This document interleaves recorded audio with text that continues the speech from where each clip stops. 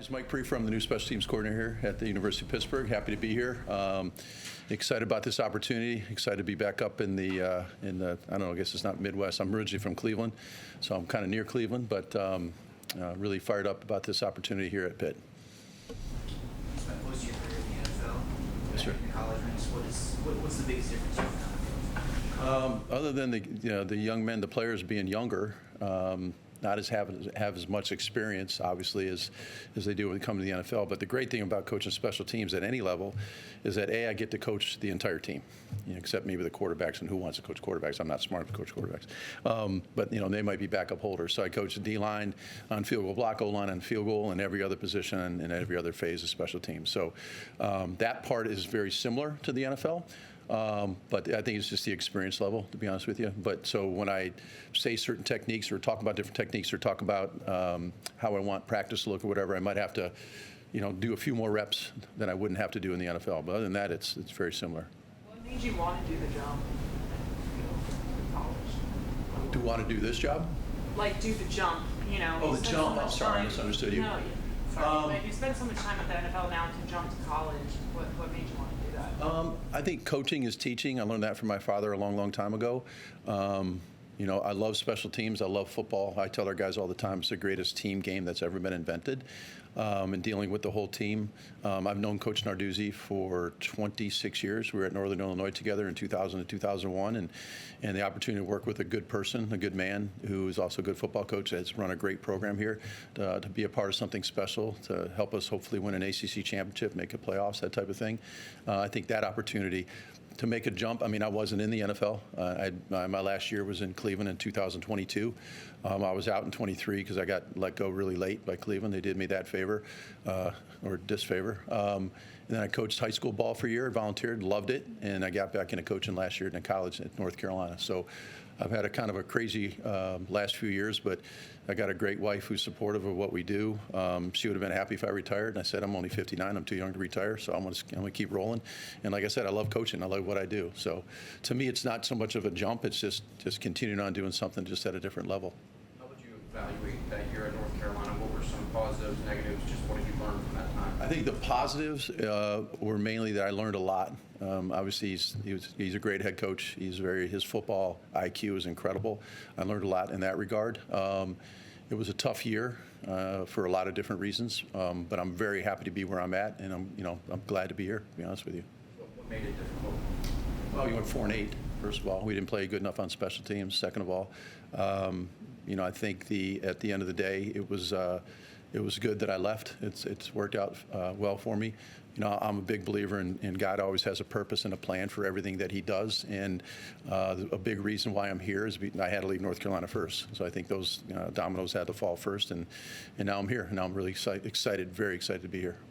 What did you find most attractive about this opportunity in Pitt? Just what were the conversations with Pat like leading up to when you joined the staff? Well, first of all, it's one of those things where you can split up. It used to be the tight end special teams, right? They had a combination.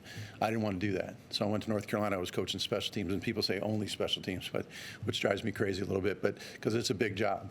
I didn't want to coach offense or defense. That's not my specialty. I've been coaching special teams for, since 2002.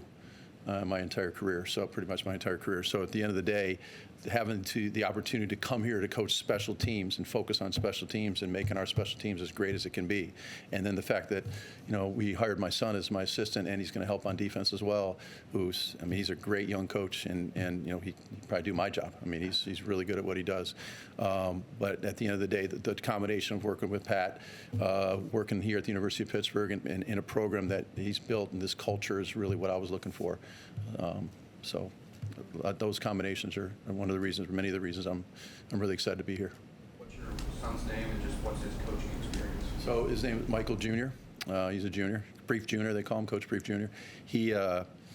He's coached, 2000, I believe 18. He was a GA at University of Minnesota, and then 19 and 20 he was here as a GA. So Coach Narduzzi knew him. He's very familiar with it. He was on defense at the time, helped a little bit with special teams. 20, I believe he went to Northwood University. 21 was, I may be missing somewhere there, 21 Western Illinois. a couple years at the University of Kentucky, and then this past year was an incarnate word where he's running his own show. We had to convince him to come here. He was best teams coordinator, outside linebacker coach, associate head coach. Head coach there really liked him down there, and he's not going to come yet, young head coach. So we had to convince him this was the right job for him. So he debated it for a while, and but I'm glad he's here because he's going to do a great job on special teams and on defense, and just be great for our players. How did you find your philosophy on special teams and how you want to attack? So we talk about all the time. I've been talking about the next 4 words, I'll tell you, for the last 25 years. Number 1 is toughness. We got to be tough mentally and physically tough. Number 2 is effort. Special teams is all about want to, and especially in the NFL when these guys come in and they've rarely played special teams, and when they get drafted or whatever, we have to convince them to play special teams and play it at a high level. So it's effort is the second word. The third word is discipline. You guys are all pretty young about, may remember Bobby Knight, the great head coach in Indiana, doing what you have to do when you have to do it, doing to the best of your ability, and then do it that way all the time. That's discipline to me. I mean, I'm a Naval Academy grad. I flew helicopters in the Navy, and they always want to say, well, discipline, it's the military discipline thing, but it's really not. It's part of it. It's part of who I am, obviously. But at the end of the day, playing disciplined style of football, playing penalty-free, being accountable, being reliable, all those sorts of things go into that definition of discipline. And the last one is enthusiasm. I already mentioned it. Football is the greatest team game ever invented, in my opinion. Having enthusiasm. I think you have to love football if you're going to cover a kickoff. You got to be a little bit nuts, and you got to love football. To be on punt return, to be a punt returner. I mean, those guys, it's a dangerous job at times. So at the end of the day, loving the game and playing at a high level, playing with mental and physical toughness, and playing a disciplined style of football, that's who we are. I hope that answered your question. Pitt's had 2 punt return touchdowns. The last 2 seasons had some pretty lengthy kick returns as well.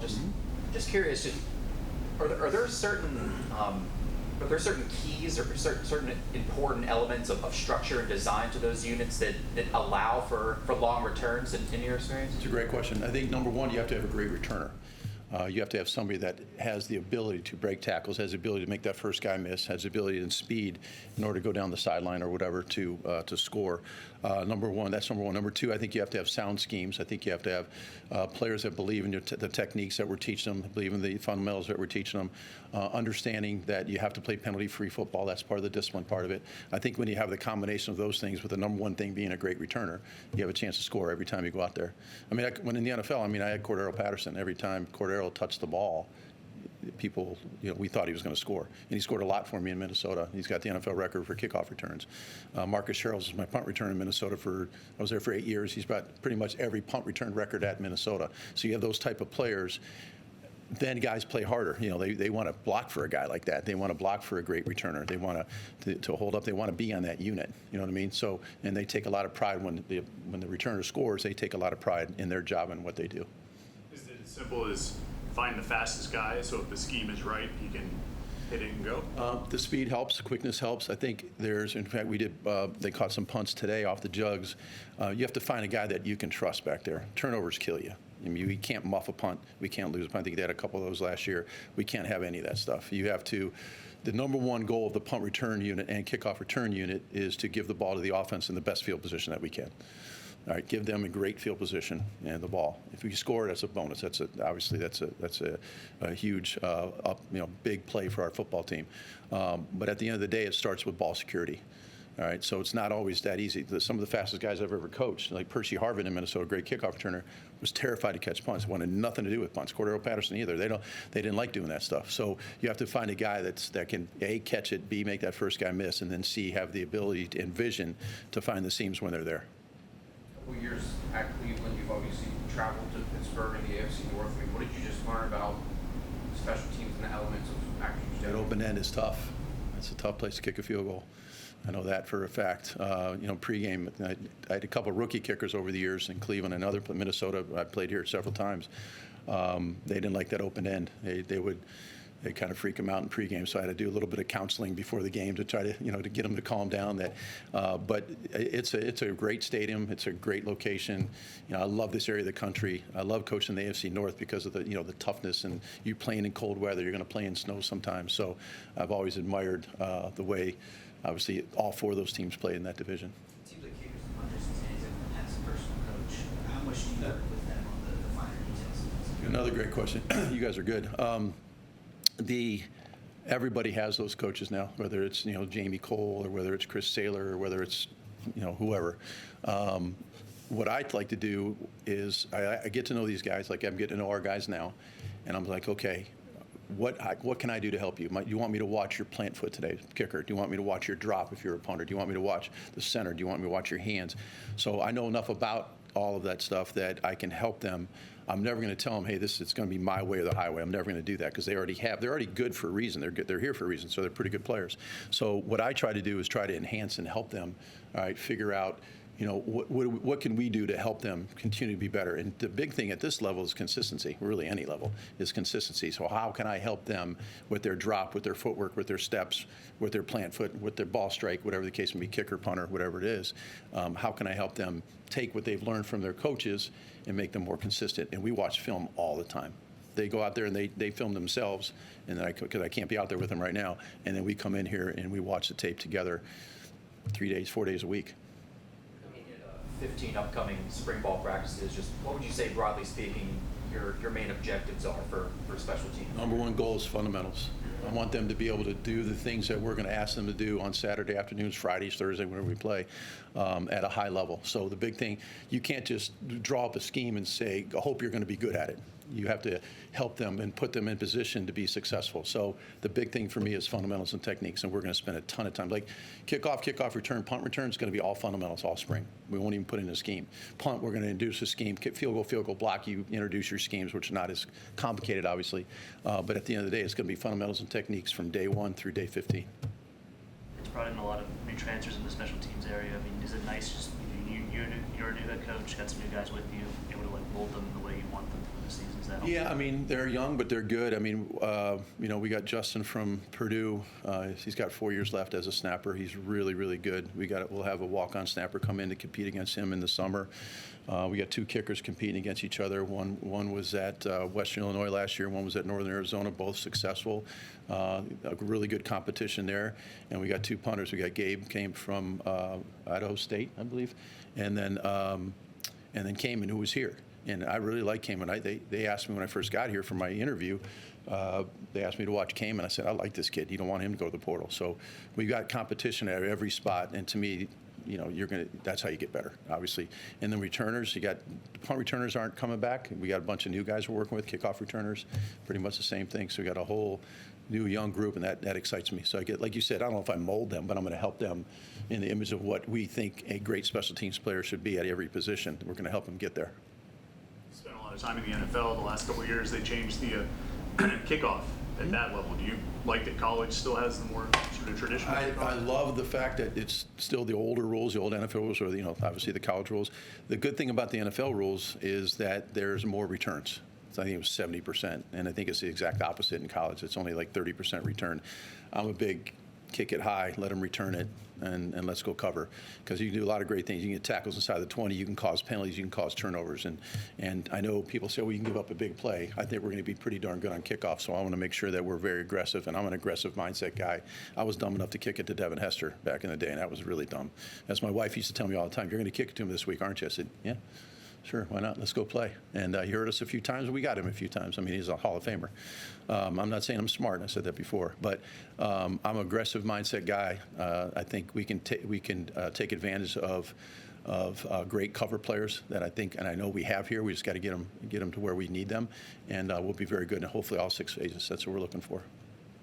You, 11 years ago, your situation in Minnesota, and it's obviously well publicized. I think we all read about it when you got hired. I was curious how that affected or shifted your mindset and your approach personally and professionally in the time since then. I just think sometimes when you say things off the cuff and you shouldn't say them because of people hurting people's feelings or saying things that you shouldn't say, I learned a valuable lesson. It was a dumb comment on my part. I paid the price for it, and I think I learned from it, and it's never happened again, nor will it ever happen again. I have too much respect for people. I'm a Christian guy. I like people. I like what I do. At the end of the day, I just think you just got to treat people good all the time. And I usually, 99.9% do. I made a mistake. Usually being coached by Cade and JJ, I mean, how much did that influence your decision to come here? It did a lot. as I'm big on relationships and just them being here and the success that they had here in the offense was like very big to me too. So like seeing them having success here was like something that also like impacted my decision also to come here as well. What was their pitch to you in the portal? What did they tell you they needed, and what did you see in Pitt? Their pitch to me really was like, just I know the offense. It's kind of the same offense, kind of the same base for real.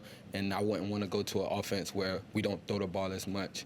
So that was really like the main thing that really got to me, that I'm just used to the offense and I know the offense. What do you feel like the keys were for you last year to put together a really breakout campaign? The keys for me is like kind of the philosophy here, just play fast and be dynamic and be abrupt. That was like the things that I honed in on that really like took my game to a next level.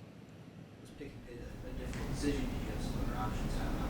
How easy was it? I had options, but Pitt felt like home. Like Coach Pat Narduzzi, he kind of sold the pitch of like family and relationships and things like that. So that really like kind of swayed my decision to come here as well.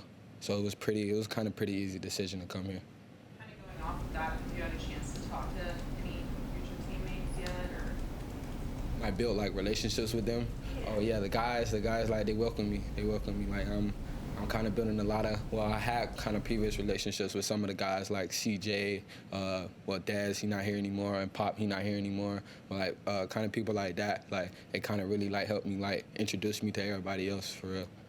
You have CJ still in the room with you. What's it just been like working with him so far, meeting with him? It's been great. He kind of showed me how the playbook evolved. So it's great to kind of have that inside because he know how the offense was and he know how it is now. So just really having that inside piece to really like help me to like kind of decipher and like really learn more of this way, this culture, how to do things is like really good.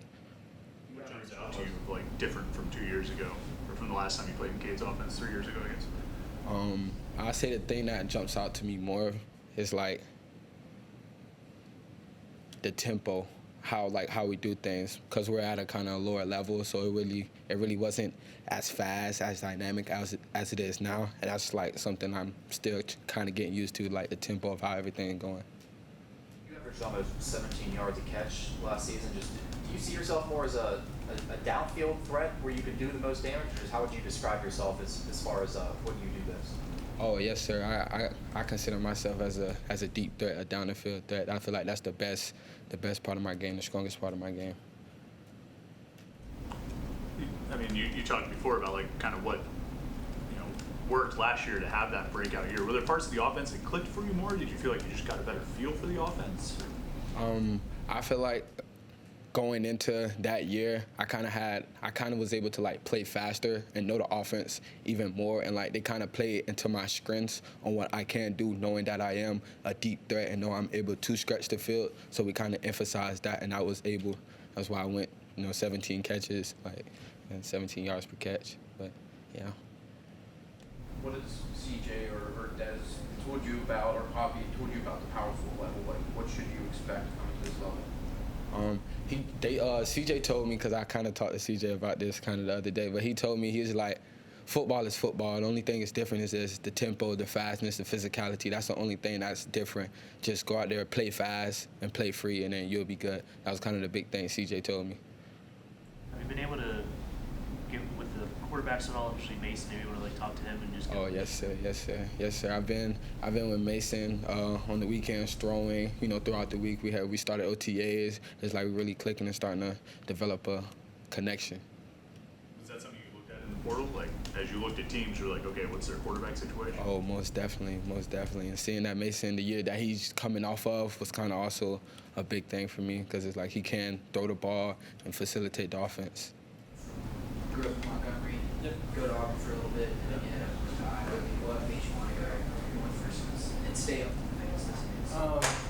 Really, I mean, I loved my time at Auburn, but I just was kind of looking for more playing time and a chance at a scholarship, so that's why I went to Idaho State. I guess Idaho State plays in dome, correct? And how often have you kicked outside in an actual game environment? How familiar? Half our games were inside, and then obviously half were away, so we were outside. Honestly, I don't really see much of a difference. You don't have to deal with wind, but me, even in Idaho, we practice outside every day, so always handling that. As a punter, if you were gonna scout or evaluate punters, what would be, there's a lot of different stats, right? There's net punts, there's touchbacks, inside the 20, whatever it might be, fair catches. What do you think are some of the most important, I guess, stats for a punter to really tell how good a guy is? In my opinion, I would say probably net punt. Because at the end of the day, you can whack a ball 55 yards, but if it's a 20-yard return, you're not really helping out your team that much. So probably hang time and net punt. Caleb Junko was the old punter here. He was here for a long time. Did you get a chance to talk to him at all? Just what it's I like did punting here? on my visit. Got to talk to him for like 20 minutes. He's a really good guy. Obviously, he's did a really good job in his time here. So hopefully, going to continue that. As sort of a special teams coordinator as well, but what have you just heard about kicking in the elements here in Acrisure Stadium and in Pittsburgh? I grew up a Steelers fan, so I'm kind of familiar with how that works. Obviously, the wind plays a little bit of a factor on one of the end zones. I mean, that's just part of it. Every punter kind of has to go through that. How'd you end up a Steelers fan? My grandfather was from Pittsburgh. Oh, really? Yes, sir. What's your relationship like with Mike so far, and what have you been able to discuss with him? I love Coach Priefer. Obviously, that was a big part of my decision, was being able to play for an NFL coordinator. He's been great. The drills he puts us through, it's unlike anywhere else I've been. You hear about like quarterbacks and receivers, working, 100 passes a day or 500. Like, what's your work with the long snapper? I mean, how much do you guys work on just getting comfortable with each other? So Justin, obviously, he's a freshman. He's amazing. He really is. He's so far beyond what most freshman long snappers are like, and he works really hard. We probably get about 50 snaps a day, and whether that's short or long kind of just depends. And then we do drill work with each other without snapping. So he's been awesome. You had a really good year last year. Was that really just all that opportunity? You just need some field or something else looking for you? I mean, getting on the field was the biggest part of that. I've always been pretty confident about my ability to perform. So it was kind of just getting that chance to show it.